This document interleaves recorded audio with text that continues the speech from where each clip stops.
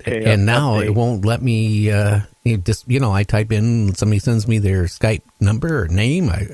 Number is no problem, but a lot of people don't even have the phone number. They just got the Skype ID they use. Right. And then I can't, I can't, it doesn't come over when they try to send it to me. And when I try to send mine over, they don't seem to get it. And if I try to search by their name, it doesn't come up. So I don't know what's going on. Yeah, it sounds like the last update change, because sometimes the update changes that stuff and some things won't work. It's just the way of, I don't know, it's just the way it is. Yeah. Well, you know what? As we're waiting here, I'm not going to just sit here and not talk about stuff. A British man eats 33 Brussels sprouts in 1 minute. Wow, that's one busy eater. My goodness, I couldn't eat that many in a half hour, much less a minute. My goodness, he must have really been chomping like a wood chipper. Wow. I don't know. Imagine. A owner of their dog takes him into the veterinarian. Anyway, to the pet doctor, okay? And the doctor examines the dog and finds there's a stick. It was lodged in the dog's mouth, in the back of its mouth for years. Oh, my God. For years, even. For years. That poor dog. It's a wonder he even got any nourishment or didn't get sick, or even choke after a while. Or you'd think it would dissolve even, but... I've heard or dislodge and then, go into the stomach and puncture the stomach or something. But no, and it shows a picture of it, and it's like about 3.5 inches long. Yeah, that's amazing. I've seen bones, but a stick, and it's from what you're saying, it's been there a long time. Yeah, interesting. Wow. Yeah, that's unheard of. My goodness. Well, okay. Well, a bear wanders outside a North Carolina school and peers inside and scares kids. That would scare kids. Jeez. What is it with the bears? It's like the bears of the world are really starting to revolt. They're drinking people's beers, stealing food, breaking in cars, breaking in garages. Now they're peeking in the schools. Or something, yeah. Well, a large sea lion, and now these are huge. Could you imagine 2 sea lions getting on about a 19-foot sailing boat? Here in Washington State, that's exactly what happened. It shows the sailing boat. It was moored out in the water, and it's about ready to sink. Because you imagine the weight factor of sea lions, large ones. Yeah, I've seen that video. That boat is on the verge of sinking. Yeah, them sea lions got to weigh, 1,500, 2,000 pounds each? And there's 2 of them on there. And it's so comical. They're just sitting there relaxing. And that poor boat is one big wave. And I think that boat would go under because the nose was down in the water. Oh, yeah. Well, hey, I'm going to, something is acting weird here. I'm going to play a little bit of music for a minute. Why don't you call in the other number? I want to see if it's working. Okay. Okay. I'll do that. Okay. Yep. So we'll do that.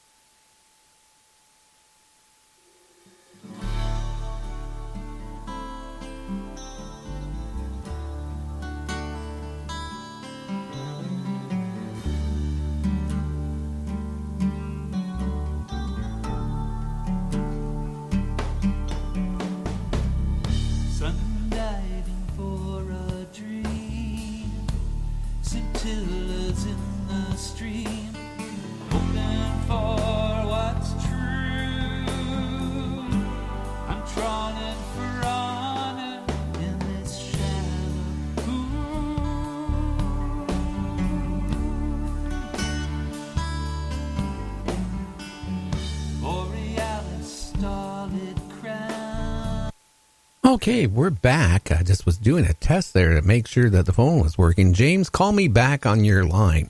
So we know that the phone was working. I'm trying to figure out why and what happened to Ryan. He was supposed to call in with his report.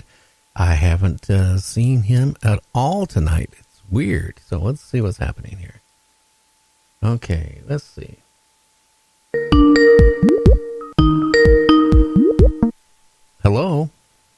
Yeah, can you hear me now? Yeah, I hang up and call back the other line. Okay. So I don't know what is going on, but something is going on here tonight with Skype or something again. Every time it updates. And, well, let's see what happens. He should be calling back here on his normal line. And we'll give it a second to see what happens here. Yeah, I'm just wondering if something happened to Ryan. Yeah, I don't know. I've been trying. I can't even find him on Messenger or anything to give him a little message. I can't even find him. Well, that's the way it goes. You win some, you lose some. You win some. Yeah, that's the truth.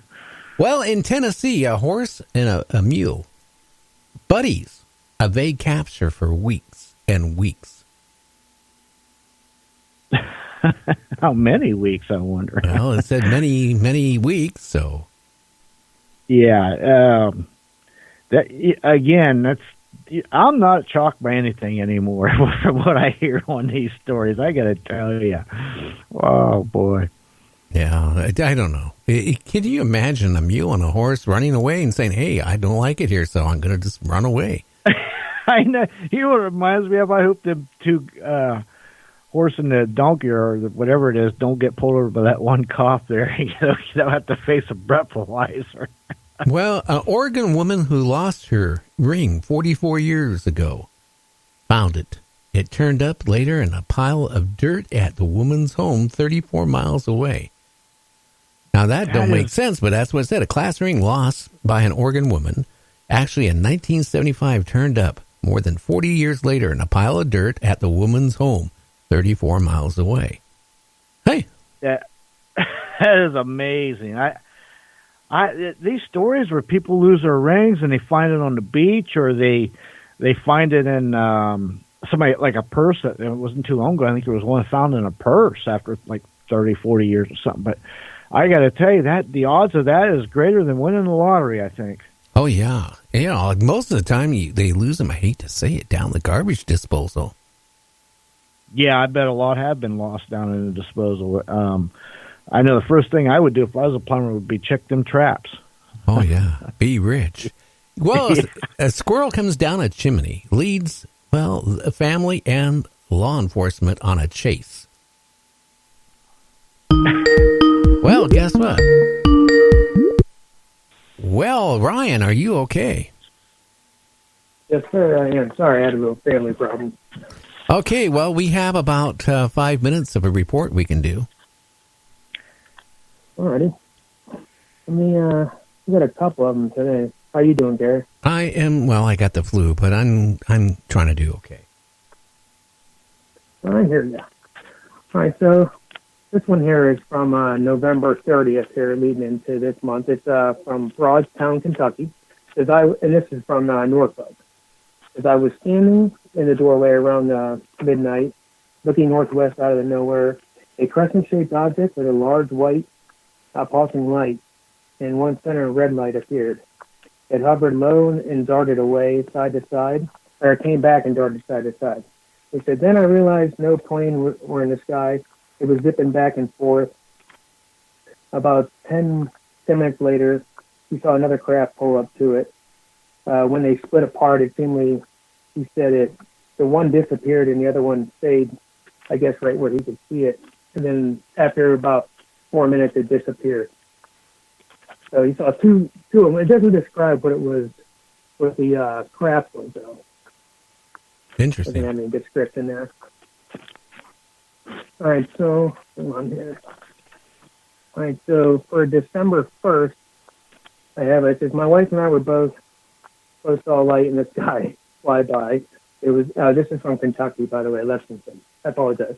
It was very bright and it moved faster than a meteor or any aircraft we have ever seen. I've seen those a couple of times. I'm sure everyone's seen something like that. All right, and this one here is from December 2nd, around the same time as, I'm sorry, I'm reading the wrong part. I apologize. Bright light shooting towards the land, driving northwest, and it slowed down. The light got brighter. He said it's the brightest light he's ever seen ever in his life. He said it stayed in one place for about 5 seconds, then it slowly shot towards the land. I guess this was over the ocean, by the way. He said it turned slight right and angled back towards the ocean. It came back towards the sea, and it was a triangle with 3 lights underneath of it.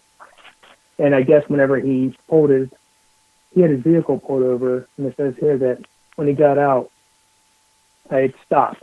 But he got scared. I guess he got back in his vehicle and it took off after he got in his vehicle. And it was from also Kentucky. Okay, we got time for one more. All right.